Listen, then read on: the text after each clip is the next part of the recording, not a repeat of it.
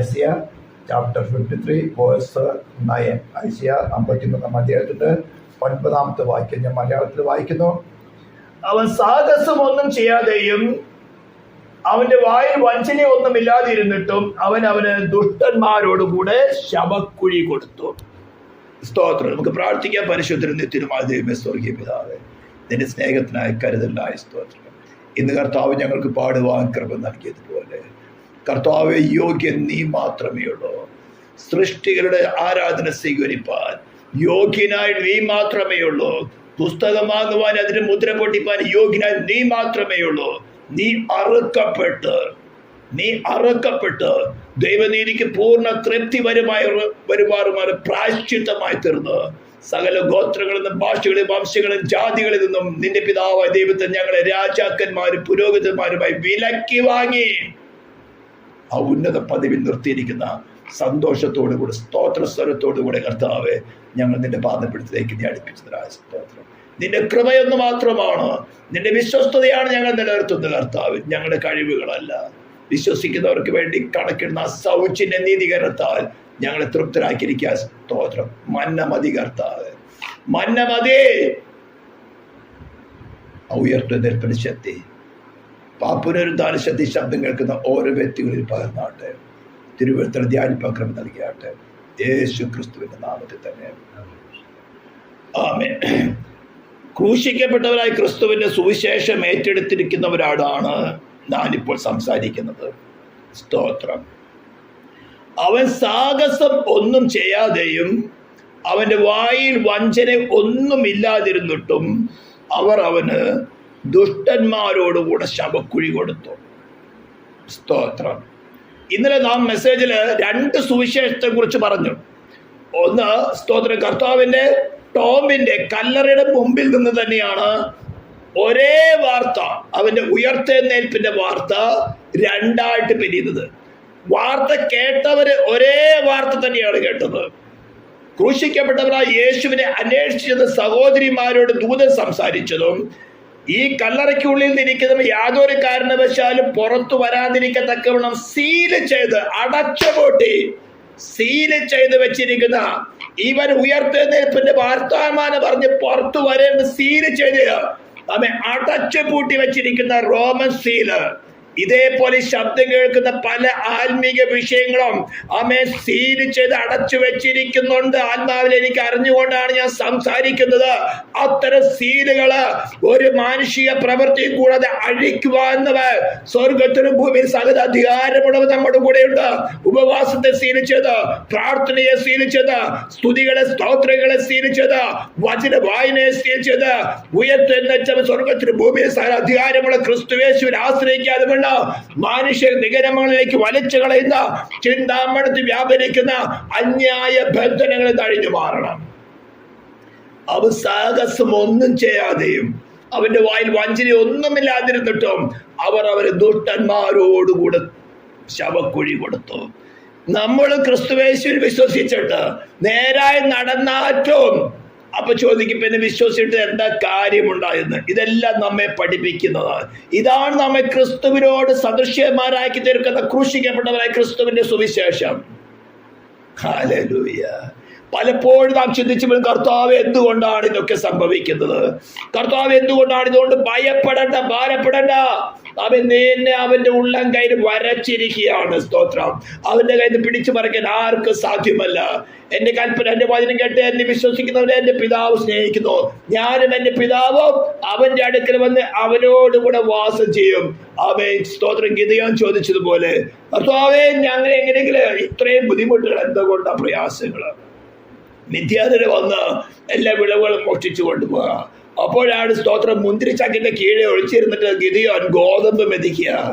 ദൂതൻ കടന്നു വന്ന് പറയണം, അല്ലയോ പരാക്രമശാലിയെ, മിഥ്യാന്റെ കയ്യിൽ അകപ്പെടാതെ വണ്ണം ഗോതമ്പ് വിതച്ചു, ഉഴുത് വിതച്ച്, വളർത്തിയെടുത്ത്, വിളവ് കൊയ്തെടുത്തു. അതാണ് അവൻ കാണിച്ച പരാക്രമം. എന്നിട്ട് മുന്തിരിച്ചക്കിന്റെ അടുത്ത് കൊണ്ട് മെതിച്ചുകൊണ്ടിരിക്കുന്ന സമയത്താണ് ദൂതൻ വന്ന് പറയുന്നത്, അല്ലയോ പരാക്രമശാലിയെ. സ്തോത്രം. പലപ്പോഴും ശത്രുവിന് ഉപദ്രവം ഉണ്ടാവും. ശത്രു ഇല്ലാതെ നമ്മൾ പരിപാലിക്കുന്നതല്ല ക്രിസ്തുവിന്റെ സുവിശേഷം.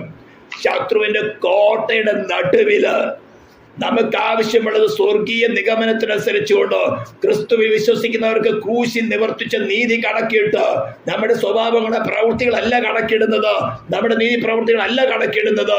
ക്രിസ്തുവിന്റെ നീതി നമുക്ക് കണക്കിട്ട് നമ്മൾ സൗജന്യമായി നീതീകരിച്ച് ദൈവത്തോട് കൃപാസനത്തോട് ചേർത്ത് നിർത്തിയാണ് നമ്മൾ കൊണ്ടുപോകുന്നത്. അവന്റെ വായില് വഞ്ചന ഒന്നുമില്ലാതിരുന്നിട്ടും സാഹസം ഒന്നും ചെയ്യാതിരുന്നിട്ടും അവർ ദുഷ്ടന്മാരോടുകൂടെ അവർ ശവക്കുഴി കൊടുത്തു. ക്രൂശിക്കപ്പെട്ടവനായി ക്രിസ്തുവിനോട് ചേരുവാൻ, ക്രൂശിക്കപ്പെട്ടവനെ ക്രിസ്തുവിന്റെ സുവിശേഷം ഏറ്റെടുത്തുകൊണ്ട് ഉയർത്തെഴുന്നേറ്റ് ക്രിസ്തുവിനോട് ചേർന്ന് സ്നാനപ്പെട്ടിരിക്കുന്ന ദൈവ പൈതലെ, നിന്റെയും അവസ്ഥ ഇതാണ്. ഇവിടെ നീ സന്തോഷിക്കണം. എന്തുകൊണ്ടാ? എനിക്ക് ദൈവരാജ്യത്തിന്റെ ശക്തി കിട്ടിക്കൊണ്ടിരിക്കുക. ഞാൻ ക്രിസ്തുവിനോട് ഒന്നായിരിക്കുമ്പോൾ ഉയർത്തെഴുന്നേറ്റവനെ ക്രിസ്തുവിനുള്ള അധികാരം അവകാശത്തെ ഞാൻ പാർട്ടേക്കറാണ്.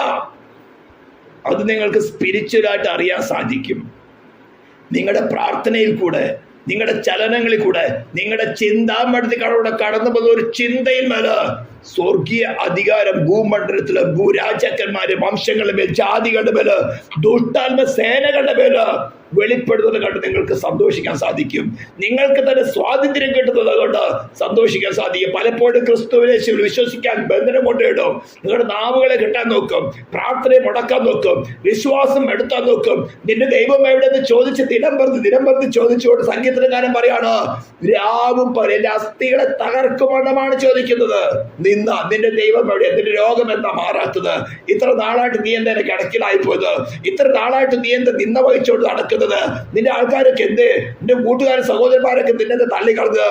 കുഞ്ഞെ വിഷമിക്കേണ്ട, ഞാൻ ക്രൂശിക്കപ്പെട്ടവനെ ക്രിസ്തുവിനോട് കൂടെയാണ്, ഞാൻ ഉയർത്തെഴുന്നേറ്റവനായ ക്രിസ്തുവിനോട് കൂടെയാണ്, ഞാൻ ക്രൂശിക്കപ്പെട്ടവൻ ക്രിസ്തുവിന് സുവിശേഷമാണ് ഏറ്റെടുത്തിരിക്കുന്നത്. അവന്റെ വായിൽ വഞ്ചന ഒന്നുമില്ലാതിരുന്നിട്ടും അവൻ സാഹസം ഒന്നും ചെയ്യാതിരുന്നിട്ടും അവന് കിട്ടിയത് ക്രൂശാണ്. ദുഷ്ടന്മാരുടെ കൂടെ അവർ ശവക്കൊഴി കൊടുത്തത്. എനിക്കും അതാ കിട്ടാൻ പോകുന്നത്. പച്ചമരമായതുകൊണ്ട് എങ്ങനെ ചെയ്തുവെങ്കിൽ ഉണങ്ങിയതിനടുത്ത ഇതിലൊക്കെ സന്തോഷിക്കണം. എങ്ങനെയാ?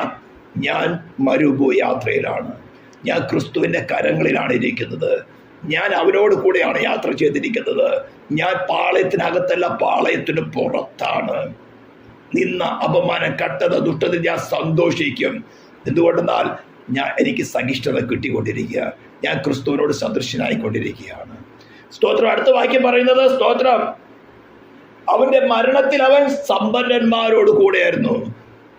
വ്യാജോപദേഷ്ടന്മാര്, സ്തോത്രം, ഞാൻ പറഞ്ഞല്ലോ കല്ലറയുടെ മുമ്പിൽ തന്നെയാണ് സുവിശേഷം രണ്ടായിട്ട് സ്പ്ലിറ്റ് ചെയ്യുന്നത്. സഹോദരിമാര് ക്രൂശിക്കപ്പെട്ട ക്രിസ്തുവിന്റെ ഉയർത്തെഴുന്നേൽപ്പിന്റെ ദൂതുമായിട്ട് ശിഷ്യന്മാരുടെ അടുത്തേക്ക് പോകുമ്പോൾ അതേ വാർത്ത കേട്ടവരായി കാവൽക്കാര് ഈ സത്യസുവിശേഷം യേശു ക്രിസ്തുവിന്റെ നാമത്തിൽ ഉയർത്തെഴുന്നേൽപ്പിന്റെ സുവിശേഷം പുറത്തു വരരുതെന്ന് പറഞ്ഞുകൊണ്ട് സീല് ചെയ്ത്, റോമൻ സീല് ചെയ്ത് അടച്ചു വെച്ചിരിക്കുന്ന നാവുകള് സ്തോത്രം പുറത്തു വന്നിട്ട് ചെന്ന് മഹാപുരോഹിതന്മാരുടെ പറയുന്നത്. സഹോദരിമാര് കേട്ട അതേ ദൂത് തന്നെയാണ് അവരും കേട്ടത്. സംഭവിച്ചതൊക്കെയും അവര് കണ്ടു. മഹാപുരോഹിതന്മാരുടെ അടുത്ത് ചെന്ന് കാര്യം പറഞ്ഞു.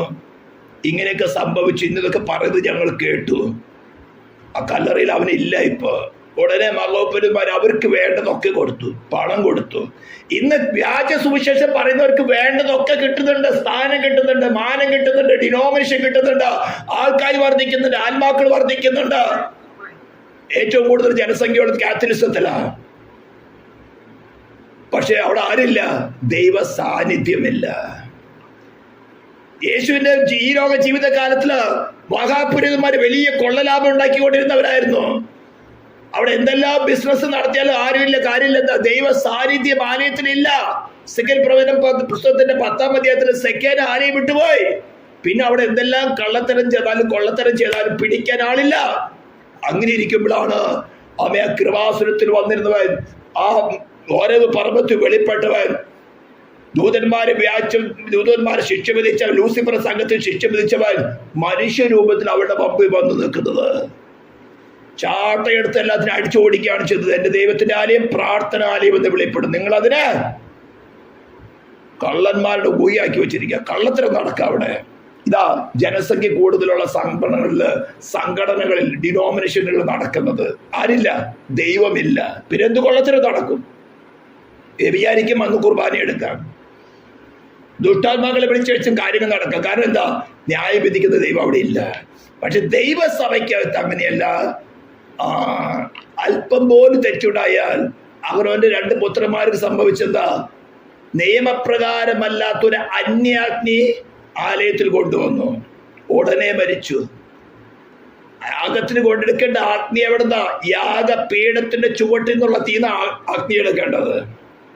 ധൂപാർപ്പണത്തിനുള്ള അഗ്നി എടുക്കേണ്ടത് സമാഗമന കൂടാരത്തിൽ കടക്കുമ്പോൾ ആദ്യം വാതിൽ തുറന്ന് കണ്ടാൽ കാണുന്നത് യാഗപീഠമാണ്. യാഗപീഠത്ത് യാഗം കത്തിക്കൊണ്ടിരിക്കുകയാണ്. ആ യാഗപീഠത്തെ കാണിക്കുന്നത് ക്രൂശിക്കപ്പെട്ട ക്രിസ്തുവിനെയാണ് കാണിക്കുന്നത്. മാനവജാതിയുടെ മേലുള്ള ശിക്ഷ അനുഭവിക്കുന്ന, ദൈവക്രോധത്തിന്റെ പാനപാത്രം മുഴുവനും കുടിക്കുന്ന ആ യേശുവിന്റെ മേൽ വീഴുന്നതായിട്ടുള്ള അഗ്നി, ദൈവക്രോധമാകുന്ന അഗ്നിയാണ് ആ യാഗപീഠം കാണിക്കുന്നത്. ആ യാഗപീഠത്തിന്റെ ചുവട്ടിൽ നിന്ന് തീ എടുത്തിട്ട് വേണം വിശുദ്ധ ധൂപവർഗ്ഗങ്ങളെ മുമ്പിലിട്ടിട്ട് സ്തോത്രം അത് ധൂപാർപ്പണം ചെയ്യാനായിട്ട്. അതിനിപ്പോൾ അവർ വേറൊരു അഗ്നി കൊണ്ടുവന്നു. ഇതാണ് ഡിനോമിനേഷനുകൾ. ജനസംഖ്യ കൂടുതലുള്ള ഡിനോമിനേഷനുകൾ.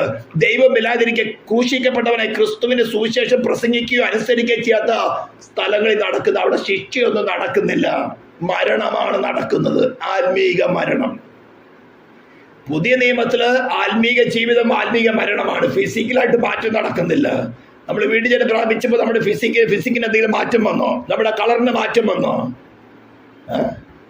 നമ്മുടെ ഫിസിക്സ് സ്ട്രക്ചറിന് ഒരു മാറ്റമില്ല.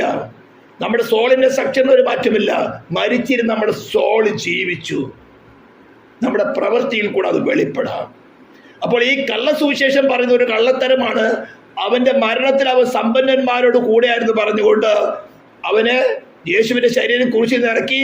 അവൻ അരമറ്റിക്കാരനായ യോസഫ് പീലാത്തോസിന്റെ അടുത്ത് വന്ന് ആ ശരീരം ചോദിച്ചു. അവൻ അദ്ദേഹം അനുവദിച്ചു കൊടുത്തു. വലിയ സമ്പന്നനായിരുന്നു അരമറ്റിക്കാരനായ യോസഫ്. അതുവരെയും ആരെയും വെച്ചിട്ടാത്ത കല്ലറയില് യഹൂദ മര്യാദ അനുസരിച്ചുകൊണ്ട് സുഗന്ധദ്രവ്യങ്ങളാൽ അവൻ റാപ്പ് ചെയ്തു. ഈജിപ്ഷ്യൻസ് ഒക്കെ മമ്മിഫൈ ചെയ്തതുപോലെ റാപ്പ് ചെയ്തിട്ട് പിന്നെയും ചെന്ന് ദിവസം പറഞ്ഞ് അതിന്മേൽ സുഗന്ധദ്രവ്യം പൂശും. അതിനുവേണ്ടിയാണ് നമ്മൾ സഹോദരി യേശുവിന്റെ കല്ലറയുടെ മുമ്പിൽ നിന്ന് തന്നെയാണ് സഹോദരിമാർക്ക് ഉയർത്തെഴുന്നേൽപ്പിന്റെ ദൂത് കിട്ടി. അവര് ശിഷ്യന്മാരോട് ഉയർത്തെഴുന്നേൽപ്പിന്റെ സുവിശേഷമായിട്ട് കടന്നുപോയി. അതേ വാർത്ത കേട്ട കാവൽക്കാര് മഹോപരിമാരെടുത്തി വന്നു. അവരോട് എന്ത് പറഞ്ഞു? അവർക്ക് വേണ്ടതെല്ലാം കൊടുത്തു പറഞ്ഞു, ഞങ്ങൾ ഉറങ്ങുന്ന സമയത്ത് ശിഷ്യന്മാർ വന്ന് അവനെ കട്ടുകൊണ്ടുപോയി എന്ന് പറഞ്ഞ വ്യാജ ദൂത് അറിയിച്ചു. സത്യം കേട്ടവരാ, സത്യം കണ്ടവരാ. അതാണ് രണ്ട് സുവിശേഷമായിട്ട് സ്പ്ലിറ്റ് ആയത്. അതിന്റെ ഒരു കാര്യമാണ് ഞാനിവിടെ പറഞ്ഞു വരുന്നത്. അരമത്യക്കാരനായ യോസഫ് സമ്പന്നനായിരുന്നു. അവന് സമ്പന്നതയോടുകൂടി തന്നെ യേശുവിനെ റാപ്പ് ചെയ്ത് കുരിശിൽ നിന്ന് ഇറക്കി അവനെ റാപ്പ് ചെയ്ത് സുഗന്ധദ്രവ്യങ്ങൾ പൂശി ആരെയും അതുവരെ വെച്ചിട്ടാത്ത കല്ലറയിൽ കൊണ്ടുവച്ചു. അപ്പോൾ എന്താ പറയുന്നത്? യേശു വിശ്വസിക്കുന്നവർക്ക് സമ്പന്നതയുടെ സുവിശേഷമാണ്. യേശു വിശ്വസിക്കുന്നവർക്ക് സമ്പന്നതയിൽ കൂട്ട്. അവിടെ സമ്പന്നന്മാരോട് കൂടെ എന്ന് പറഞ്ഞാൽ അവന്റെ മരണത്തില് സമ്പന്നന്മാരോട് കൂടെ എന്ന് പറഞ്ഞാല് ലൂക്കോസിന്റെ സുവിശേഷം 16-ാം അധ്യായം എടുക്കണം. ലൂക്കോസിന്റെ സുവിശേഷം 16-ാം അധ്യായത്തിൽ ലാസറിനോട് കൂടിയുള്ള ധനവാൻ കിടക്കുന്ന എവിടെയാ? ഷിയോളില്, പാതാളത്തില്. അവിടെയാണ് യേശുവെ കഷ്ടം അനുഭവിച്ചത്. സ്തോത്രം. എല്ലാ വിശുദ്ധന്മാരും ശരീരം വിട്ടുപോകുമ്പോൾ അടുത്തു നിൽക്കുന്നവരേക്ക് ആശ്വസിപ്പിച്ചുകൊണ്ട് നല്ല വാക്ക് പറഞ്ഞു, നിങ്ങൾ ആരും കരയേണ്ട, ഭയപ്പെടേണ്ട, ഞാൻ എൻ്റെ വീട്ടിലേക്കാണ് പോകുന്നത്, സ്വർഗീയ ദൂതന്മാർ എനിക്ക് കാവലുണ്ട്, സ്തോത്രം, ഞാൻ എൻ്റെ പ്രിയനെ കാണുന്നു, എൻ്റെ വിളി വന്നിരിക്കുന്നത് പറഞ്ഞ് മറ്റുള്ളവരെ ആശ്വസിപ്പിച്ച് സന്തോഷത്തോടെ പോകുമ്പോൾ മാനവജാതിയുടെ രക്ഷയ്ക്ക് വേണ്ടി വന്നവനായ യേശു, എൻ്റെ ദൈവമേ നീ എന്നെ കൈവിട്ടതെന്ന് അത്യുച്ചത്തിൽ അരറി വിളിച്ചുകൊണ്ട് തന്റെ തന്റെ ആത്മാവിനെ കയ്യിലേൽപ്പിച്ചു കൊടുക്കുന്നത്. കാരണം അവനറിയാം അവന്റെ സോള് പോകുന്നത് എവിടേക്കാണെന്ന്. അവിടെ നിന്നുമാണ് മരണപാശങ്ങൾ അഴിച്ചുകൊണ്ട് ദൈവം അവരെ ഉയർത്തെഴുന്നേൽപ്പിച്ചത്. അങ്ങനെയാണ് നമ്മുടെ നീതീകരണം നടക്കുന്നത്. നമ്മുടെ മേലുള്ള ശിക്ഷയ്ക്ക് പൂർണ്ണ പരിഹാരമായി ഡിവൈൻ ഗവൺമെന്റിന് സാറ്റിസ്ഫാക്ഷൻ വന്നു, ഡിവൈൻ ജസ്റ്റിസിന് സാറ്റിസ്ഫാക്ഷൻ വന്നു. നമ്മെ ഉയർത്തെഴുന്നേൽപ്പിക്കാനുള്ള ദൈവത്തിന്റെ, അല്ലെങ്കിൽ നമ്മുടെ പാപക്ഷമ കാണിക്കാനുള്ള ദൈവത്തിന്റെ കരുണ കാണിക്കാൻ ഫ്രീഡം കിട്ടി. അങ്ങനെയാണ് വിശ്വസിക്കുന്നവർക്ക് വേണ്ടി സൗജന്യമായ നീതീകരണം നടക്കുന്നത്. സ്തോത്രം. അപ്പോൾ അവന്റെ മരണത്തിൽ അവൻ സമ്പന്നന്മാരോട് കൂടെയായിരുന്നു പറഞ്ഞുകൊണ്ട് സമ്പന്നതയുടെ സുവിശേഷം പറയുന്നതൊക്കെയും ഈ കാവൽക്കാരുടെ പിൻഗാമികളാണെന്ന് ശരിക്കും മനസ്സിലാക്കിക്കൊള്ളണം. അവർ യഥാർത്ഥ സുവിശേഷം കേട്ടവരായിരുന്നു. നിങ്ങൾ ഈ ക്രൂശിക്കപ്പെട്ടവൻ യേശുവിനെ നിങ്ങൾ അന്വേഷിക്കുന്നു, അവരിവിടെയില്ല, അവർ ഉയർത്തെഴുന്നേറ്റിരിക്കുന്നു. സ്തോത്രം എന്നുള്ള ദൂതൻ സഹോദരന്മാരോട് ചെന്ന് പറയുന്നത്, ദൂതൻ പറഞ്ഞ വാക്കുകൾ കേട്ട സ്തോത്രം കാവൽക്കാർ തന്നെയാണ് മഹാപുരോഹിതന്മാരുടെ കയ്യിൽ നിന്ന് അവർക്ക് വേണ്ടുന്നോളൊക്കെ കൊടുത്തത്. അത് വാങ്ങി ഇതുപോലെ വേണ്ടുന്നോളം തങ്ങളുടെ ശരീരത്തിന് സ്ഥാനമാനങ്ങൾക്ക്, ഫെയിമിന്, അങ്ങനെ പല കാര്യങ്ങൾക്കും വേണ്ടുന്നതൊക്കെയും വാങ്ങി ഡിനോമിനേഷനുകൾ ഉണ്ടാക്കി, ദൈവരാജ്യത്തിനെതിരായിട്ടുള്ള രാജ്യങ്ങളുണ്ടാക്കി, സാമ്രാജ്യങ്ങളുണ്ടാക്കി, വംശങ്ങളുണ്ടാക്കി. ഇതെല്ലാത്തിനും കൂടെ കൂട്ടിക്കെട്ടുന്നതാണ് വെളിപ്പാട് പുസ്തകം 17-ാം അധ്യായത്തിന്റെ 16-ാം വാക്യം. അതുകൂടെ വായിച്ചിട്ട് നമുക്ക് മെസ്സേജ് നിർത്താം. Book of Revelation chapter 17 verse 16. Book of Revelation chapter 17 verse 16. നീ കണ്ട 10 കൊമ്പും എന്ന് പറഞ്ഞ മൃഗവും, അതാണ് ആന്റിക്രൈസ്റ്റ്, വേശ്യയെ ദർശിച്ച്, ഇതാണ് മിസ്റ്ററി ബാബിലോൺ.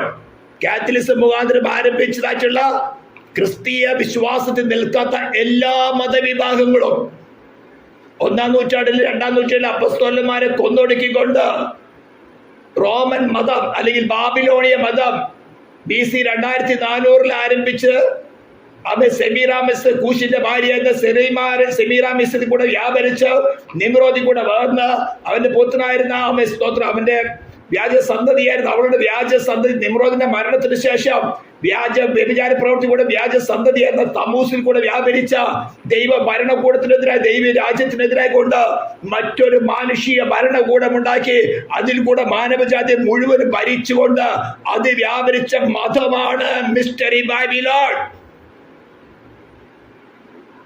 മിസ്റ്ററി ബാബിലോൺ എന്ന് പറഞ്ഞാൽ പെന്തിക്കോസ്തിലുണ്ട്, കാത്തലിസത്തിലുണ്ട്, ഇവാഞ്ചലിക സഭകളുണ്ട്, മാർത്തോമയിലുണ്ട്, യാക്കോബയിലുണ്ട്, എല്ലാം അത് തന്നെയാണ്. യഥാർത്ഥ ക്രൂശിക്കപ്പെട്ടവനായ ക്രിസ്തുവിന്റെ സുവിശേഷം കേട്ട് വിശ്വസിച്ച് അനുസരിച്ച് ജീവിക്കാത്ത ഏതൊരു വ്യക്തിയും ആ വേശ്യയുടെ സന്തതികൾ തന്നെയാണ്. എത്ര മെമ്പർഷിപ്പ് ഉണ്ടെന്ന് പറഞ്ഞാലോ, എത്ര ചാതുര്യം കാണിച്ചാലോ, എത്ര കാര്യങ്ങൾ പ്രാർത്ഥിച്ച് നടത്തിയാലോ, ഇവ പെന്തിക്കോസ്തുകാരെ പോലും ബന്ധിക്കാൻ നോക്കിയാലോ, നീ വേശ്യ സന്തതി തന്നെയാണ്. അതാ പറഞ്ഞത്, ആന്റിക്രൈസ്റ്റ് വേശ്യയെ ദ്വേഷിച്ച് ശൂന്യം നഗ്നമാക്കി അവളുടെ മാംസത്തുകളെയും അവളെ തീ കൊണ്ട് ദഹിപ്പിക്കും. ഇവയെല്ലാം കൂട്ടിക്കെട്ടുന്ന ഒരു പ്രസ്ഥാനമാണ് എക്യുമെനിക്കൽ പ്രസ്ഥാനം എന്ന് പറയുന്നത്.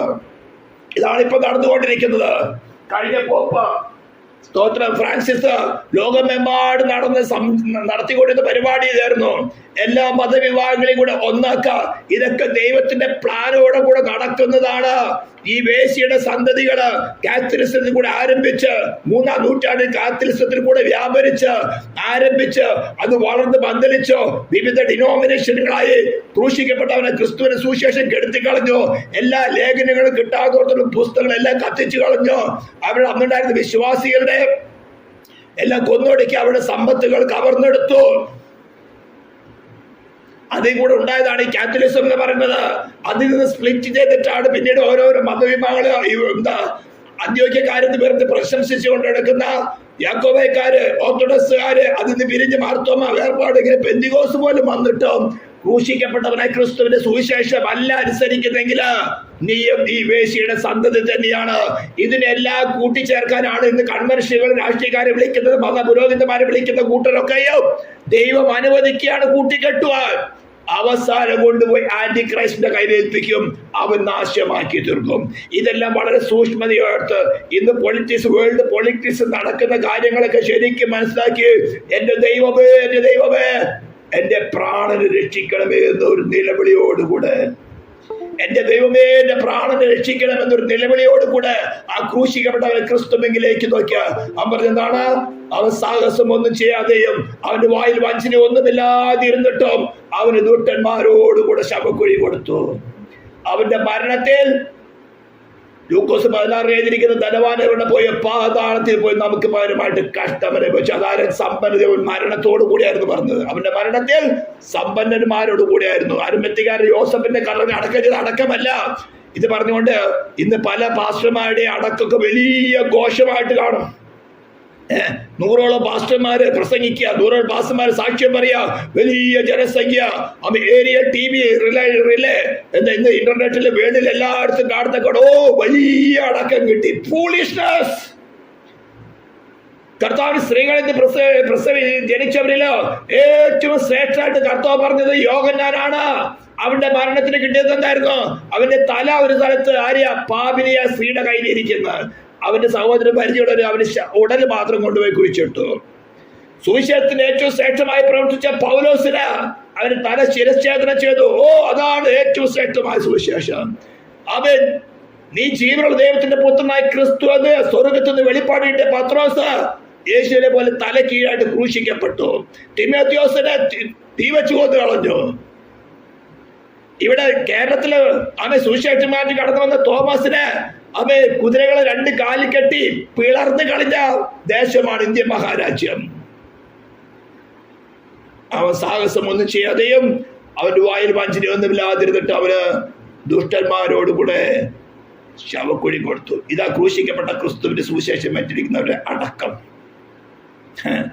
ഇന്ന് അടക്കം കിട്ടുമ്പോൾ aerial TV relay, world wide internet relay 100ഓളം മാസ്റ്റർമാർ പ്രസംഗിക്കുക. വലിയ ആഘോഷമായിട്ട് നടക്കോ. എന്തോ ഒരു അനുഗ്രഹമായിരുന്നു. ഫൂളിഷ്നെസ്. സാത്താൻ ഇതെല്ലാം വഞ്ചനയോട് കൂടെ കണ്ടു. അവരുടെ മരണത്തിൽ അവൻ സമ്പന്നന്മാരോട് കൂടെയായിരുന്നു. സമ്പത്ത് വാരിക്കൊരിയുണ്ട്. വലിയ അടക്കം. ഫൂളിഷ്നെസ്. അതുകൊണ്ട് ക്രൂശിക്കപ്പെട്ടവരെ ക്രിസ്തുവിന്റെ സുവിശേഷം ഏറ്റെടുത്തുകൊണ്ട് കഷ്ടം സഹിക്കുന്നെങ്കിൽ പാടണം. ക്രിസ്തീയ ജീവിതം സൗഭാഗ്യ ജീവിതം, കർത്താവിൻ കുഞ്ഞുങ്ങൾ ആനന്ദദായകം. കഷ്ടങ്ങൾ വന്നാലും നഷ്ടങ്ങൾ വന്നാലും ക്രിസ്തേശു നായകൻ കൂട്ടാളിയാണ്. ഇത് പ്രത്യാശ മുറുകെ പിടിക്കണം. ഈ പ്രത്യാശ എൻ്റെ സോളിന് വേണ്ടിയാണ്. എൻ്റെ സോളിന്റെ സാൽവേഷന് വേണ്ടിയാണ് ഞാൻ കർത്താവിൽ ആശ്രയിച്ചിരിക്കുന്നത്. എന്നെ സ്നേഹിച്ചു തന്റെ പുത്രനെ എനിക്ക് പകരമായി നൽകിയ, ഞാൻ പോയി പാതാളത്തിൽ നിന്ന വേദന അനുഭവിക്കേണ്ട, മരണം അനുഭവിക്കേണ്ട സ്ഥാനത്ത് എന്നെ സ്നേഹിക്കുന്ന പിതാവ് തന്റെ പുത്രനെ എനിക്ക് പകരമായിട്ട് നൽകിയ സ്നേഹിക്കുന്ന പിതാവ് നൽകുന്നത് മാത്രം എനിക്ക് മതി. അത് മാത്രം മതി. ഞാൻ അത് തൃപ്തനാകും. എനിക്ക് മന്ന മതി. ഉയർത്തുന്ന ക്രിസ്തുവിന് എനിക്ക് മതി. ഈ പ്രത്യാശയോടുകൂടെ കർത്തൃമേശിക നമ്മെ